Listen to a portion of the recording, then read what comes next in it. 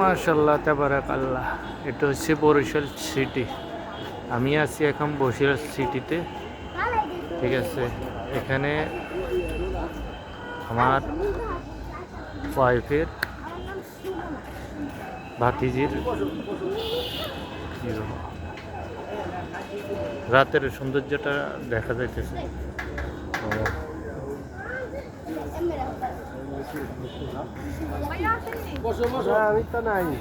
ভাইয়া গেছে কই? আমনা করলে অপেক্ষা করতে করতে আমরা চলে যাই।